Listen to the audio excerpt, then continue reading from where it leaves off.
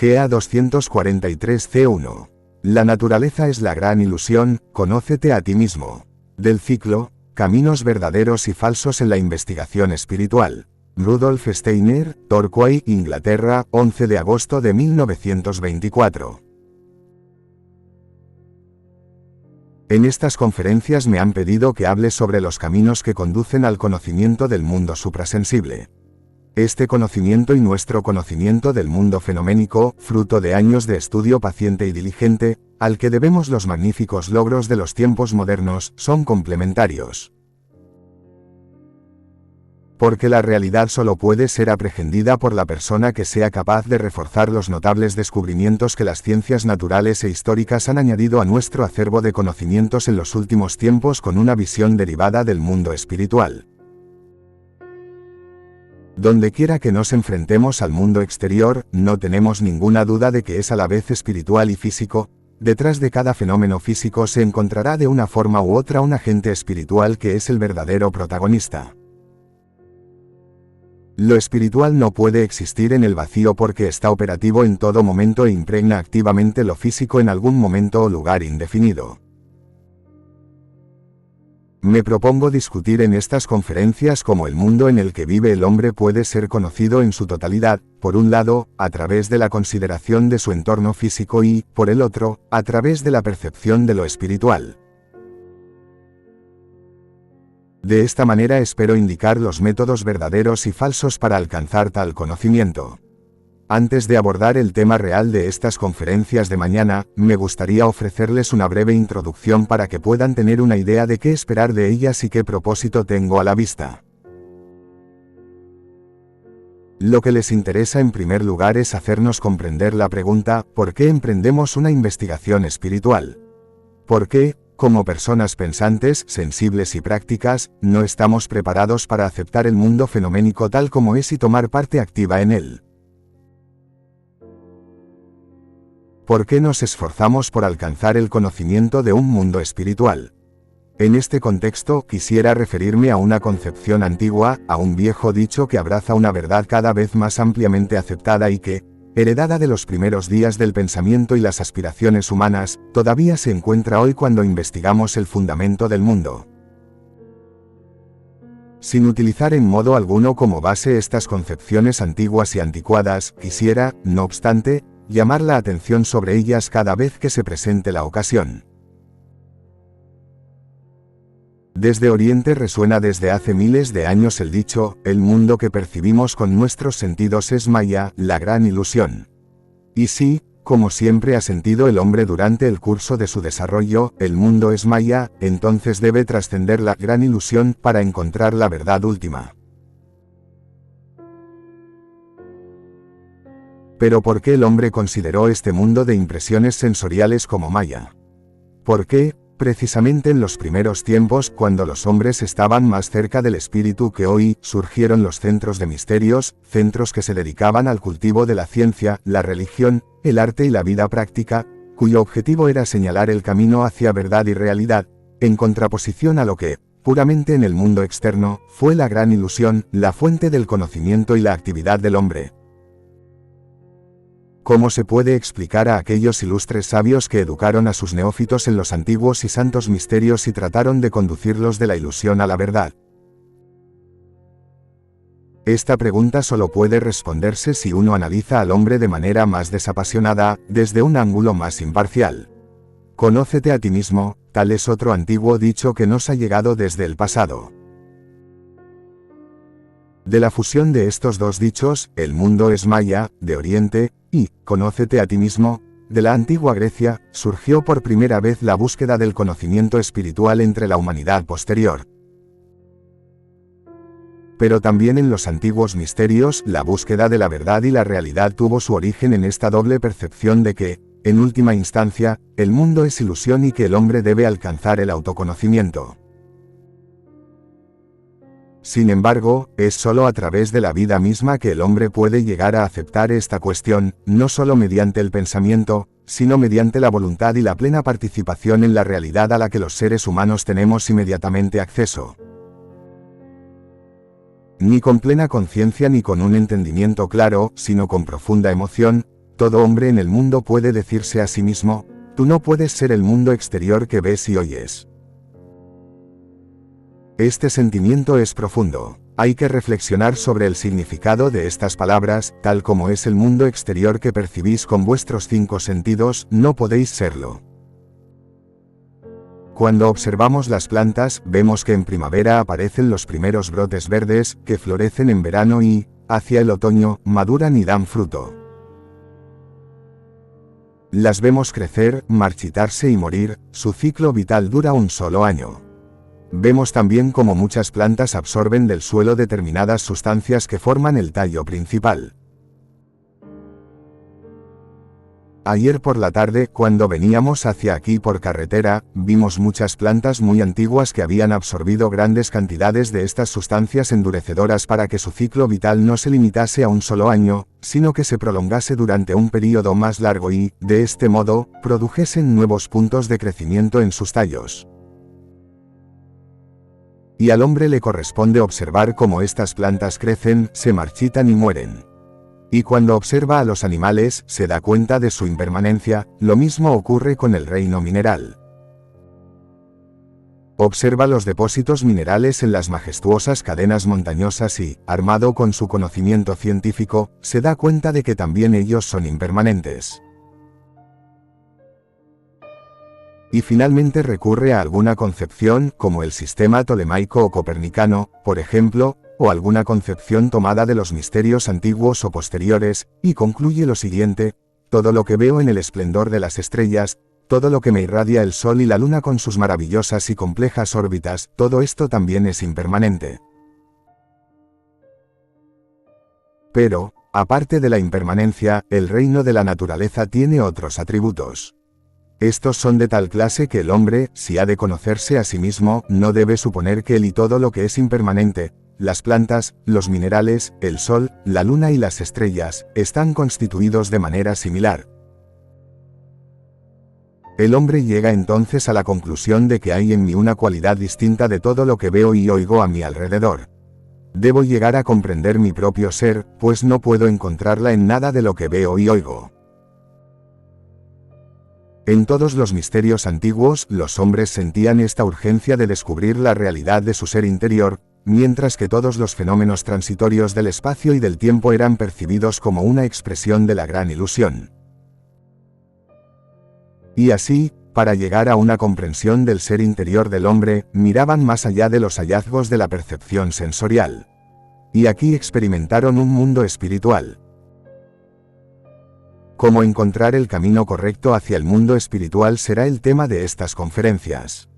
Es fácil imaginar que el primer impulso del hombre será seguir el mismo procedimiento que adoptó para explorar el mundo fenoménico. Simplemente aplicará el método de la percepción sensorial a su exploración del mundo espiritual. Sin embargo, si la investigación del mundo fenoménico suele estar llena de ilusiones, entonces es probable que las posibilidades de ilusión aumenten en lugar de disminuir si los métodos para investigar el mundo fenoménico también se aplican al mundo espiritual. Y, en efecto, esto es lo que sucede. En consecuencia, nos convertimos simplemente en víctimas de una ilusión aún más imperiosa. Y, además, si albergamos vagas anticipaciones, nebulosos entusiasmos, inexplicables presentimientos provenientes de oscuros rincones del alma, fantasías oníricas acerca de lo espiritual, este permanecerá para siempre desconocido para nosotros. Permanecemos en el mundo de las conjeturas, compartimos una creencia, pero no tenemos ningún conocimiento real. Si nos contentamos simplemente con adoptar este camino, lo espiritual no se nos hará más conocido, sino progresivamente más desconocido. De este modo, el hombre puede extraviarse doblemente. Por un lado, sigue la misma línea de investigación en relación con el mundo espiritual y fenoménico. Y se descubre que el mundo fenoménico es una ilusión. Si sigue el mismo enfoque del mundo espiritual, como a veces hacen los espiritualistas ordinarios, entonces está sujeto a ilusiones aún mayores. Por otra parte, puede seguir el otro camino de aproximación. En este caso, no se intenta investigar el mundo espiritual siguiendo líneas claras e inteligibles, sino a través de la creencia autoinducida y el entusiasmo nebuloso. En consecuencia, el mundo espiritual sigue siendo un libro cerrado. Por más que persigamos con urgencia el camino de las conjeturas vagas y el entusiasmo emocional, sabremos progresivamente menos acerca del mundo espiritual. En el primer caso, se magnifica la ilusión, en el segundo, nuestra ignorancia. Frente a estos dos caminos falsos, debemos encontrar el camino correcto. Debemos tener presente lo imposiblemente difícil que es sustituir el conocimiento de la gran ilusión por el conocimiento del verdadero yo en el sentido que he indicado, y, además, si uno pretende prepararse para un enfoque verdadero y auténtico de la comprensión espiritual, lo imposible que es, en un estado de ilusión, superar todos estos sentimientos nebulosos sobre el verdadero yo y llegar a una percepción clara de la realidad. Consideremos con bastante imparcialidad lo que está en juego aquí. Un materialista jamás podrá sentir tanta admiración y respeto por los recientes descubrimientos científicos de Darwin, Huxley, Spencer y otros como el hombre que ha penetrado en el mundo espiritual.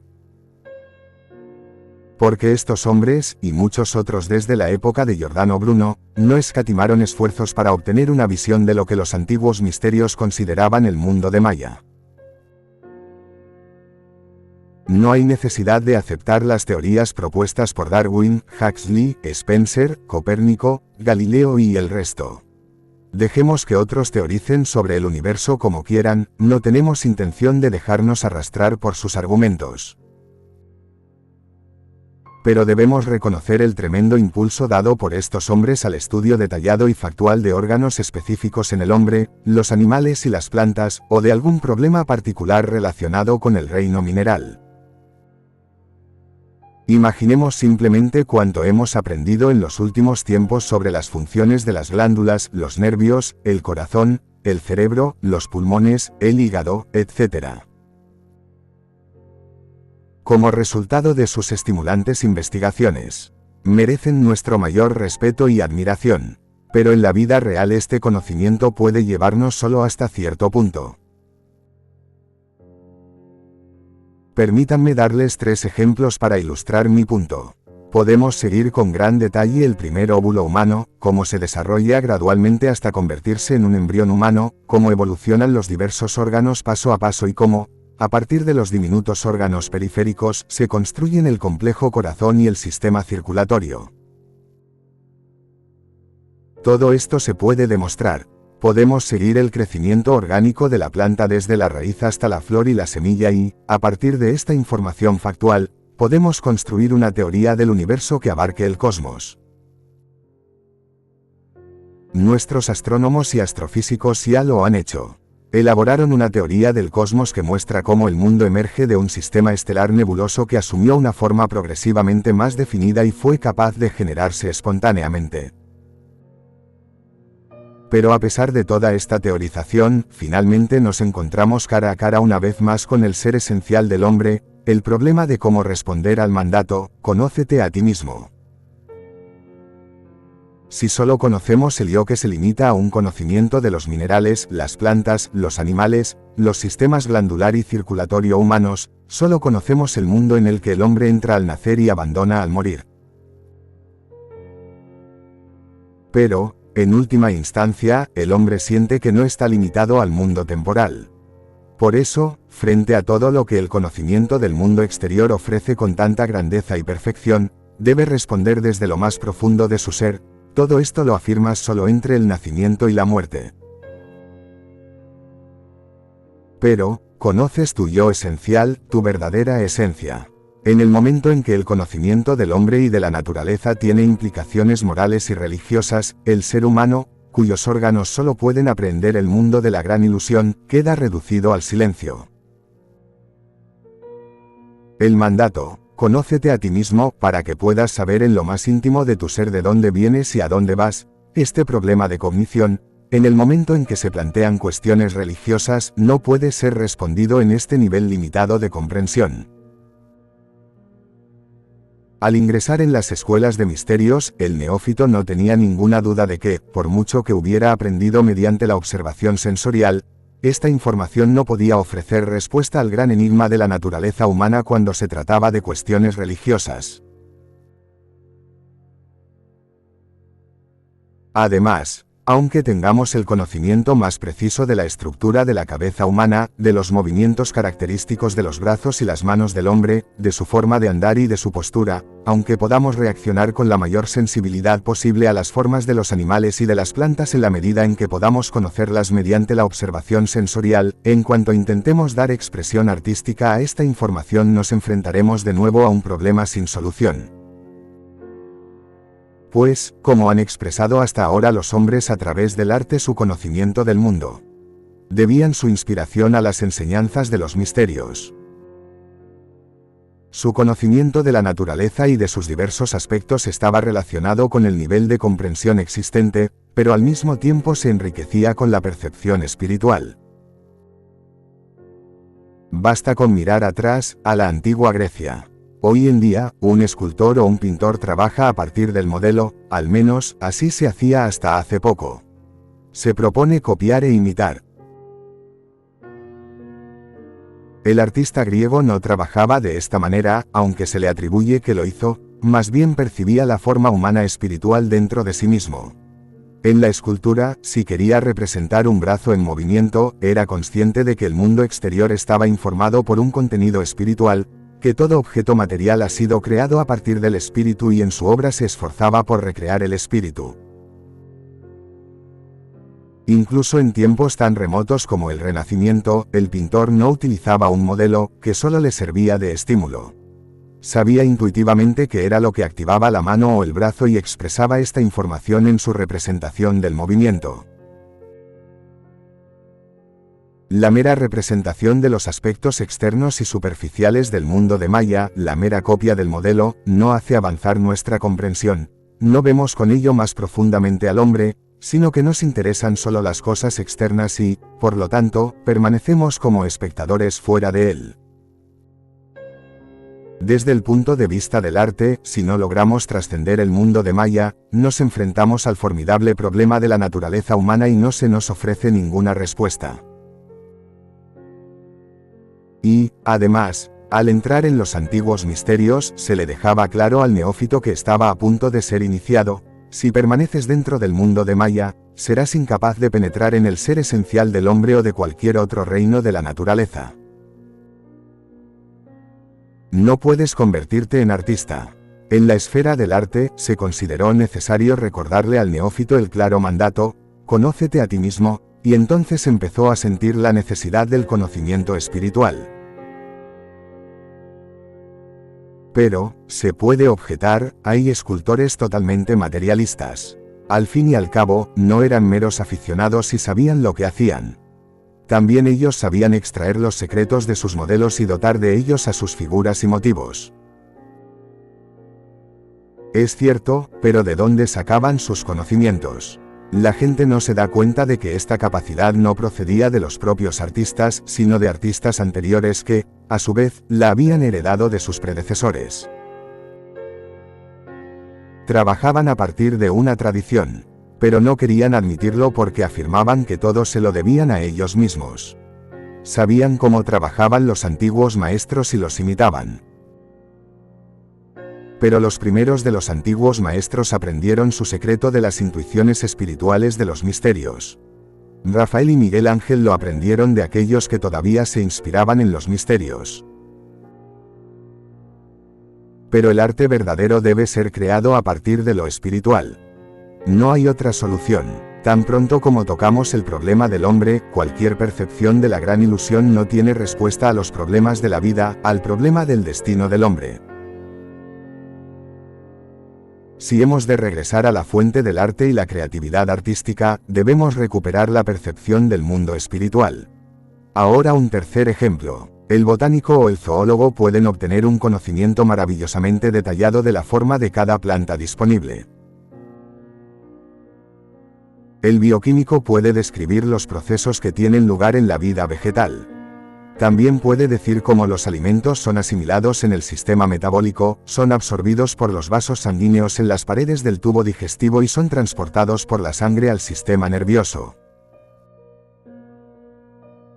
Un anatomista, fisiólogo, botánico o geólogo dotado puede cubrir un amplio campo del mundo de Maya, pero si pretende utilizar este conocimiento con fines de curación o tratamiento médico, si desea avanzar desde la constitución externa, o incluso interna, del hombre hasta su ser esencial, no puede hacerlo. Me responderéis, pero hay muchos médicos que son materialistas y no se interesan por el mundo espiritual.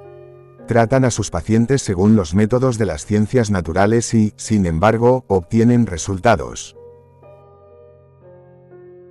Así es, pero son capaces de efectuar curas porque también tienen detrás de sí una tradición basada en una antigua concepción del mundo. Los remedios antiguos se derivaban de los misterios, pero todos ellos compartían una característica notable. Si se examina una receta antigua, se verá que es muy complicada. Impone exigencias considerables a quienes la preparan y la aplican al propósito particular establecido por la tradición.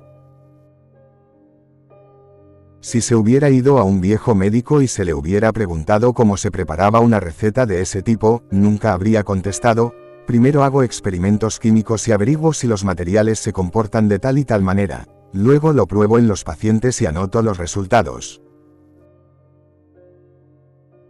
Tal idea nunca se le habría ocurrido. La gente no tiene idea de las circunstancias que prevalecían en épocas anteriores.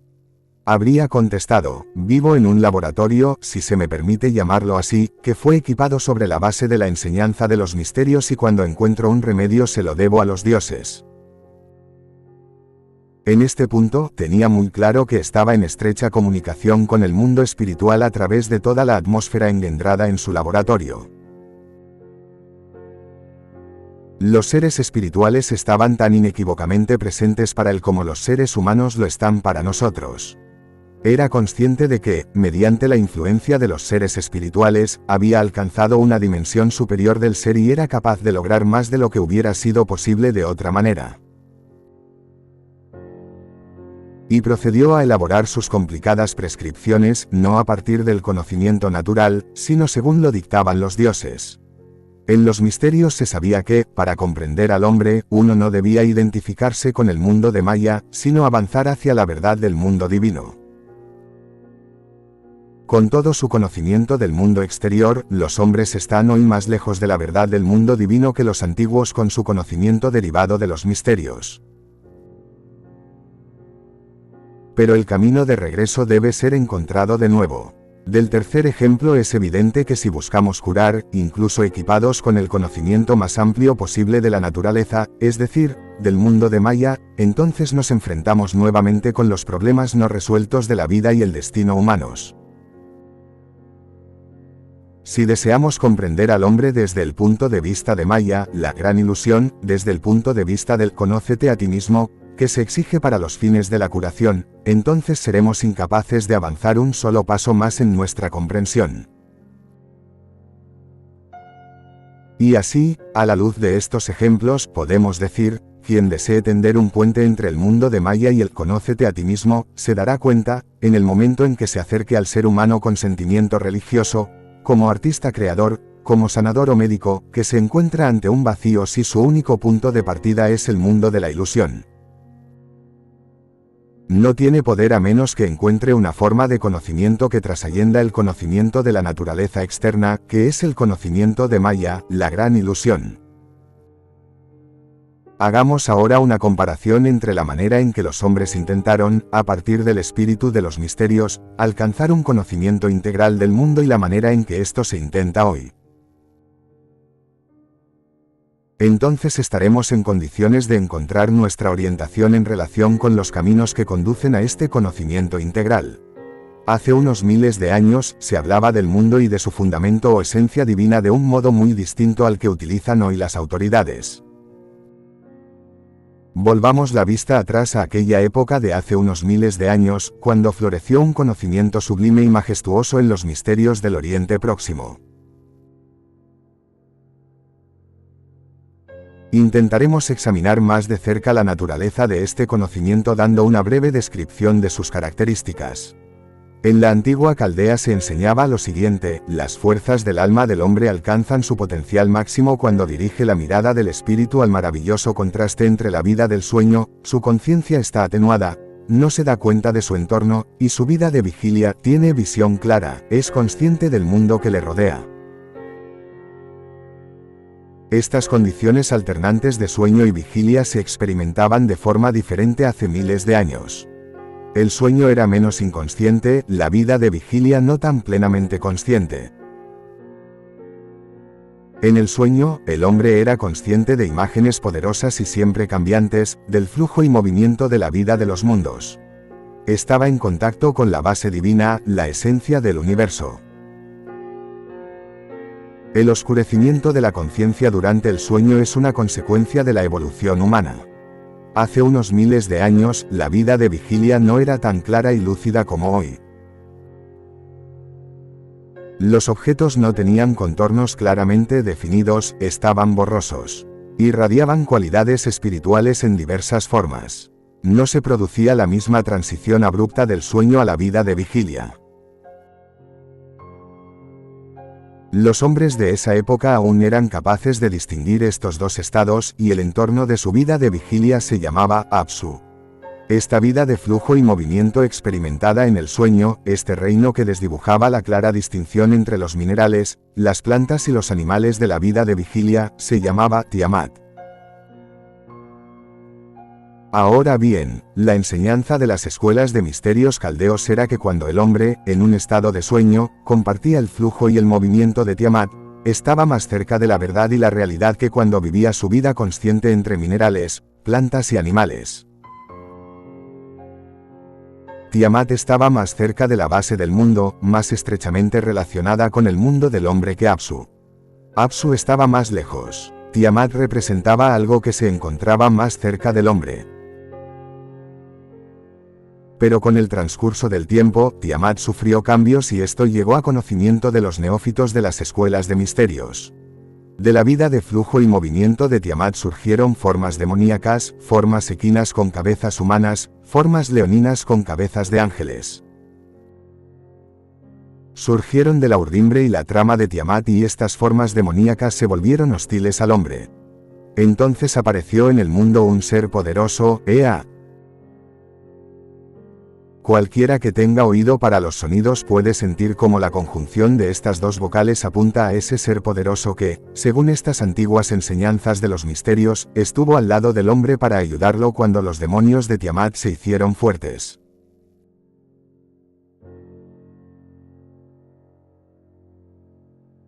Ea o Ya se convirtió más tarde, si uno anticipa la partícula, Sof, Sofea, Sofía. Ea implica aproximadamente sabiduría abstracta, sabiduría que impregna todas las cosas. Sof es una partícula que sugiere, aproximadamente, un estado del ser. Sofía, Sofea, Sofeia, la sabiduría omnipresente y omnipresente envió a la humanidad a su hijo, entonces conocido como Marduk, más tarde llamado Michael, el Michael que está investido de autoridad por la jerarquía de los ángeles. Él es el mismo ser que Marduk, el hijo de Ea, la sabiduría, Marduk Michael.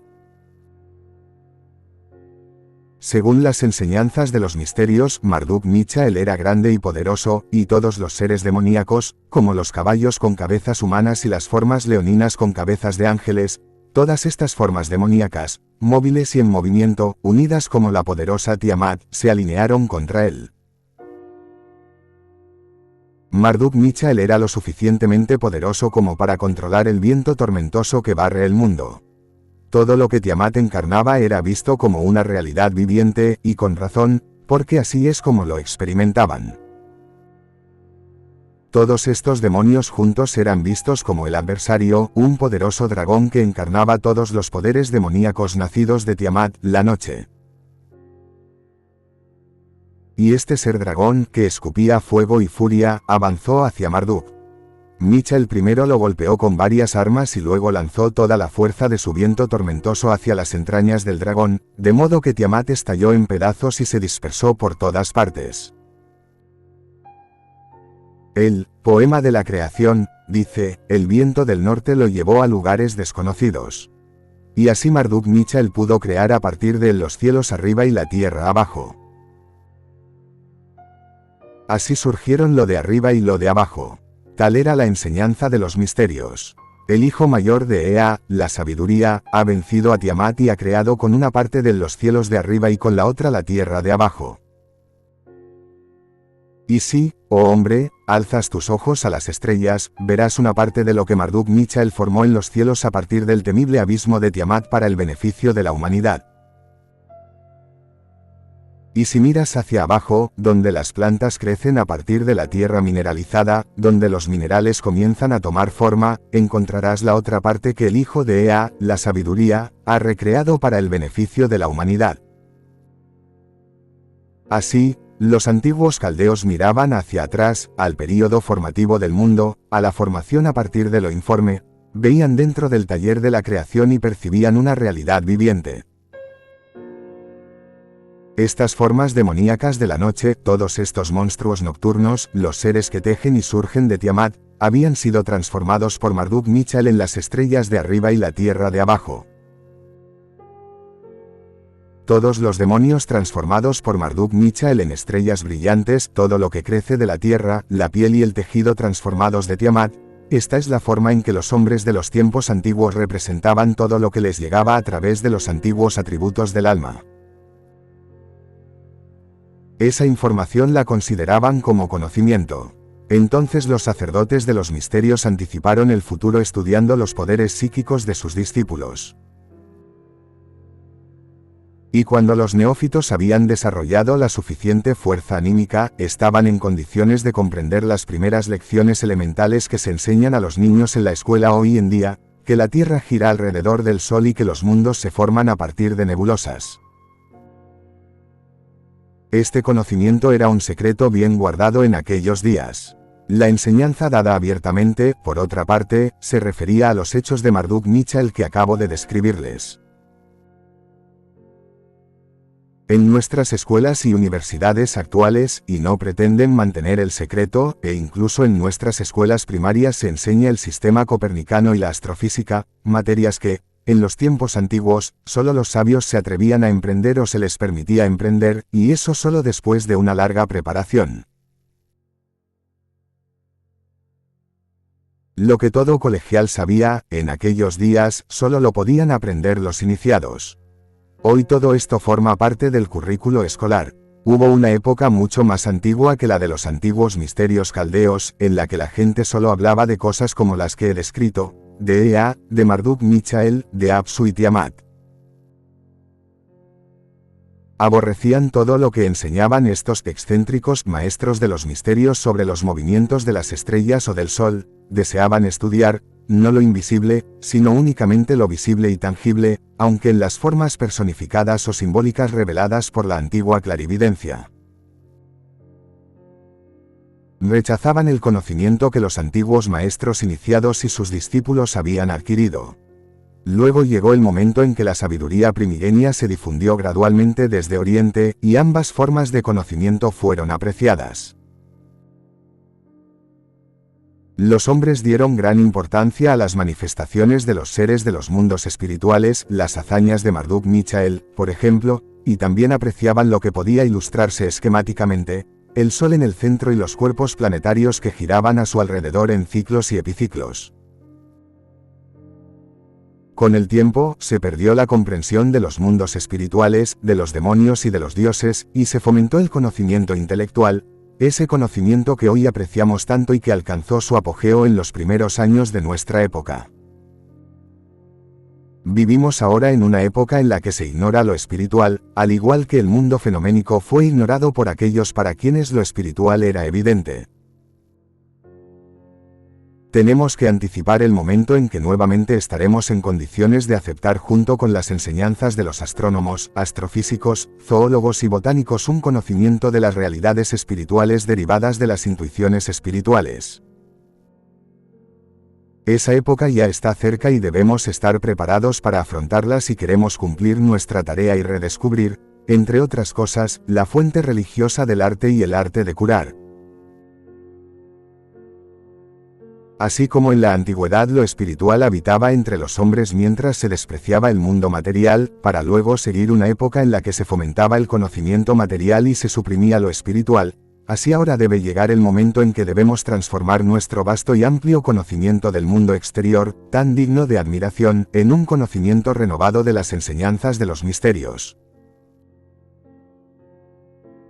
Puesto que la ciencia material de hoy ha derribado el edificio de la antigua espiritualidad, de modo que no sobrevive de la antigua estructura más que, a lo sumo, los fragmentos que desenterramos, debemos recuperar una vez más lo espiritual, pero debe haber una comprensión plena y clara de todo lo que sacamos a la luz cuando profundizamos en la historia de las épocas pasadas.